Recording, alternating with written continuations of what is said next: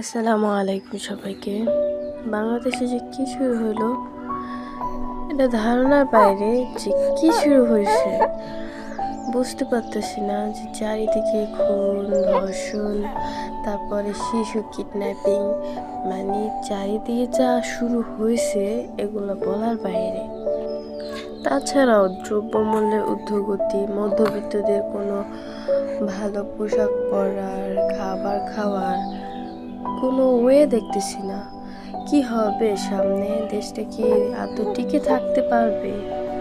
যাই হোক, সবাই সবার সন্তানের জন্য, সবার জন্য দোয়া রেখেন এবং কি হালাল পথে ইনকাম করার চেষ্টা করবেন সবাই। কারোর সাথে কেউ জুলুম করেন না দয়া করে। এটা খুব খারাপ একটা জিনিস, জুলুম যার সাথে হয় সেই বুঝে। এই যে আমাদের ছোট্ট একটা আপু আসিয়া, এই নিষ্পাপ মেয়েটার কি দোষ ছিল? লাস্ট পর্যন্ত তার পৃথিবী ছাড়তে হলো।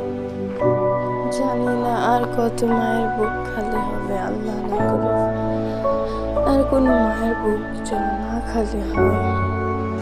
আল্লাহ তাআলা সবাইকে হেদায়েত দান করুন। আল্লাহর কাছে একটাই চাওয়া, আল্লাহ সবাইকে হেফাজত করুন।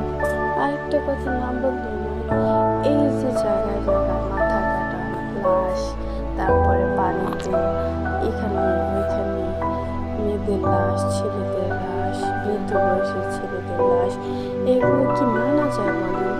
দেখতেই কেমন ভয়ঙ্কর একটা বিষয়। আচ্ছা, পৃথিবীতে কি স্বাধীনতা সব শেষ? শুধু এই রাষ্ট্রে না, অন্য সব রাষ্ট্র দেখবেন প্রতারণায় ভরে গেছে দেশটা। মানে পৃথিবীটা খুব খুব খুবই করুণ দশা। কিয়ামতের আগে নাকি মানুষ জানবেই না যে আমি আরেকজনকে কেন খুন করছি। আসলে কি তাই?